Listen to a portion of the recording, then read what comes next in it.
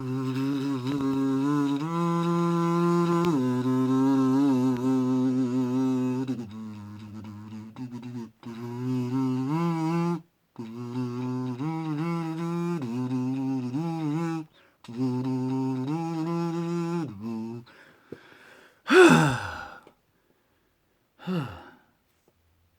I get copyright just for using a fucking kazoo, there's some bullshit. Fuck you, Skybound. if that's how you're gonna be. Say it politely. Better be giving that money to Christian then, if that's the case. But I don't know how that's possible. Damn copyright stuff. But anyways, yeah, I found my kazoo. Turns out it was behind my amp this entire time. Behind my amp here. This entire time in the speaker. I'm a dumbass. I could have had this if I just looked in the back there. On my 100th episode. And it's very frustrating. Also, wanted to save it for then, but you don't have to wait till now for... Almost worse as a flute, actually. That's what's weird.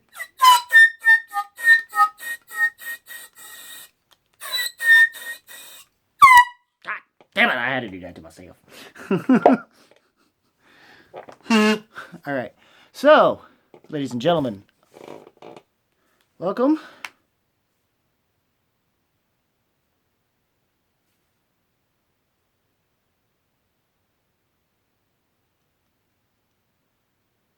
To another episode of Schmodown Rocks, Schmodown Rockers. It's your boy T the Man here. And yeah. We had 3 matches this week. We also had Versus, but I don't think I could talk about that necessarily per se. I might be able to, only thing I could probably tell you, that could be spoilers, but if that was really the case, they would have put it on the extras channel. And that would have been the cutscenes. Because I'll probably talk about them instead. And I'll just say, you know what I'm saying, just watch the other episode. We'll see how it goes. But, till then, yeah. We'll just talk about these 3 matches. And let's face it, the IG, which are our first week in Schmodown. In 2021. Official. This is official war officially. Well, war begun last week, but technically with the pay-per-view. But war officially, in terms of normal matches, starts this week. This week starting, and we had to start an IG coming off of a championship match between Amaru Moses and Jesse Swift. This was going to have a hard time, following up that end. It did okay, as far as I'm concerned. It did really okay. Come back here. Okay, sorry. It was fine. I mean, it wasn't too bad, but I mean, you're coming off of an awesome championship match and an awesome other Star Wars match, which the Star Wars match, at least, the normal individual 3-round Star Wars match following up a number of contenders match was pretty good, actually. But and I'll get to that too, but it's usually I kind of want to feel happy because in the case of these 2 matches back to back, usual suspects are finally getting somewhere. Basically the 2 factions that by the end of the year, once Burning Druids were out of the way, they were the dead last ones, and now they're at the top of the totem pole. And for me, who's wanted this to be, whose own list of the factions personally has their top 2, I don't know, being what is now in the top 2 is fucking glorious, by the way. About fucking time. I'm going to brag about this as long as I can and milk it for all it's worth. For how long it is. Or at least for how long it's worth, at least. After 2020. Y'all seen how rough that was for me. As a Dungeon Master, at the very least. It was already rough for everybody and other things. And it was already... Honestly, things were already rough before that for me and all this stuff. I don't want to get too woe is me about it, but y'all already know the woe is me. But when it comes to this, I was fine with these matches. And I guess Jesse Swift's got to wait for what's his face. If he's planning on facing Juice's boy, I'm just gonna call him Juice's boy for now. Jacob Wintenhaven. There we go. I had to get the wheels turning that way. I'm sorry. Sorry, Jacob, but I just got to wait for him to get going. But it's for, I guess I do have to wait for him to lose to face Jesse or what? Or is if he wins, then Jesse's going to have to really climb up to have that happen. So for that rivalry from what's been going on lately about that. So aside from that, then Maria Wilson, which turned out to be a Dragon Con player, someone that has been known to have beaten Alex Damon, the champ himself, versing Sean St. Sullivan, even though I think he was talking one time in a Gucci verse thing that he was hoping to go by the Scoundrel, unless somebody else wound up taking that, which sucks, that he's stuck with the Saint, because Mark's whatever, but, and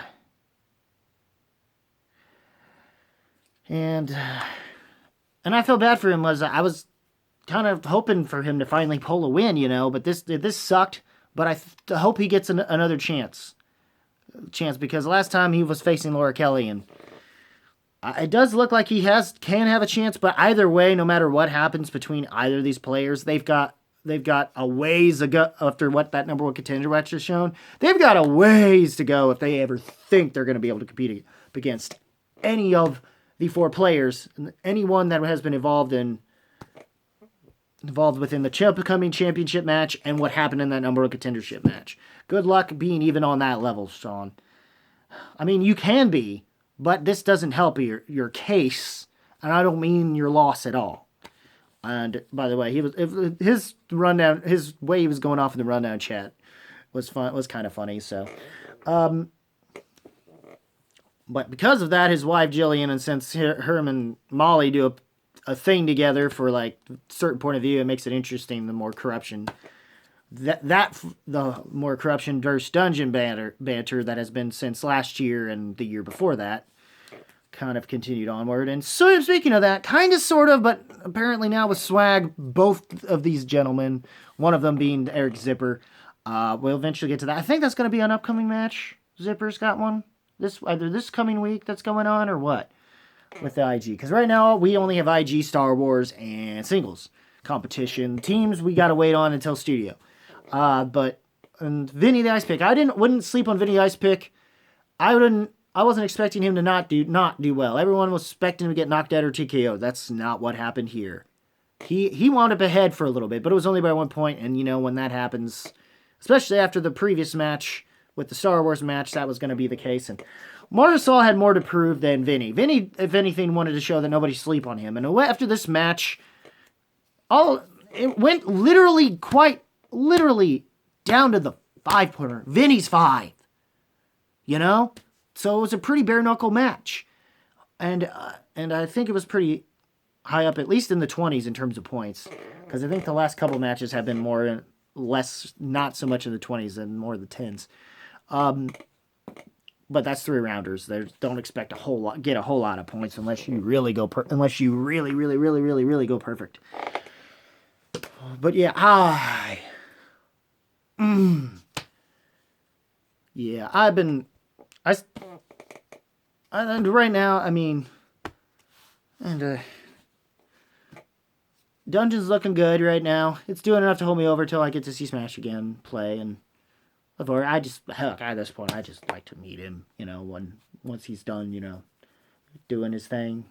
He'll probably still be busy as a parent, so more so or less, to be able to compete too, so I don't know. I just like to meet him one time, but I'm just ranting, sorry, but because I never got to, aside from Messenger, I never really got to meet him, man. And even though I've been around for longer than before Smets even came into the league, so yeah, I believe so. But anyways, the matches were somewhat enjoyable, or at least they started to progressively get enjoyable. And the cutscenes, especially the guy cutscenes that have been happening, the setup that they're doing from what we left off with in the match involving Swag, and apparently a coup d'etat is being formed between, which that scene seemed to have been done better than what actually happened between Chandru and Winston at the end of it. So it seems, because they're setting up something, because there's a possibility that Winston may be getting another job, so he may not be able to hold up Swag for a while. So we don't know who's going to come in and fill his shoes, or if one of the people involved is going to wind up having to do managing on top of that. I don't know. And it's seen, and they're building the stepping stones of it, depending on whether or not he's going to be able to get the job or not. If he is, he's still going to be on Swag. If not, we don't know. But that's what it's looking like to do with that. I can't wait to see what they do next. I'm going to just move this over, sorry guys. But yeah, I enjoyed this match overall, and these Math 3 matches overall, and I will also talk about the, hold on, I'm going to move this up a little bit, guys. Forgive me. But yeah, I also enjoyed what we wound up getting out of the whole thing between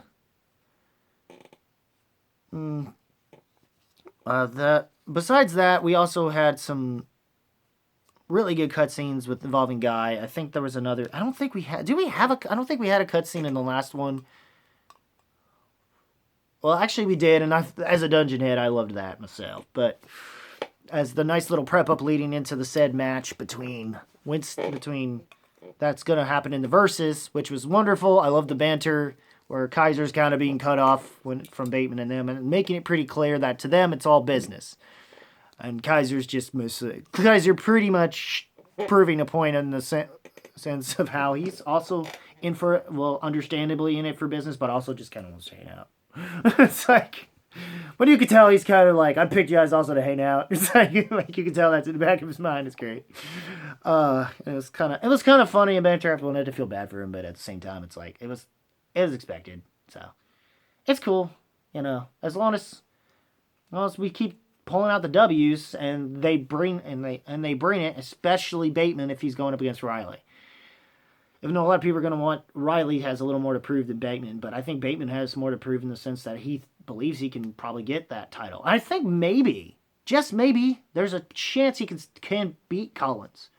Still beat Collins, and maybe it just shows that Collins got lucky, basically. But I don't think it'll be, but it'll be yeah, I just blew it. But never mind. If that were the case, what I'm saying. But I didn't blow it. I don't know. But I don't remember. I don't know. But anyways, in terms of in between that and there was a setup apparently that I'm not liking as much storyline-wise. And I'm not even sure if Harloff himself does. But he's, I guess, using it as an excuse so he can just not exactly, with some weird thing that they were doing that made no sense as to why they're doing this, and who they chose to do this with, and it could set it up like she's probably part of it, but now they're setting up this idea that maybe the Illuminati really is real, but the way they're still setting it up with Guy's storyline, it's more like the masked person, unless somehow he helped with Grace somehow, or his dastardly side starting to come out and he had to wear the mask. I don't know. Because that's what Bateman said in this whole thing, because he's acting more like the old dastardly, and like anything past 2000 and past the match Bateman had with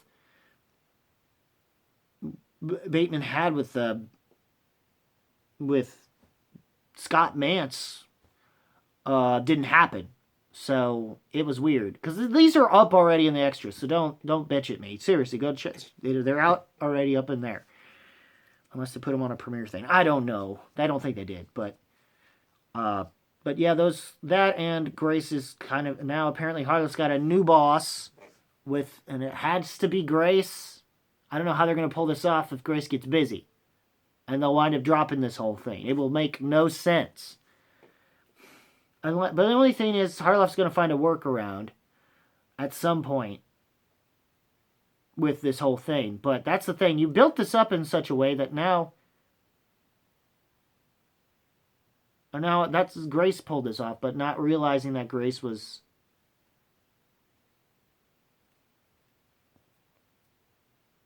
Which I think, storyline-wise, they needed if things went wrong, they could have blamed it on Grace, I guess. I don't know.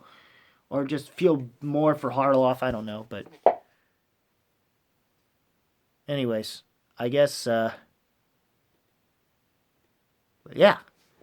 overall, what did you guys think of this?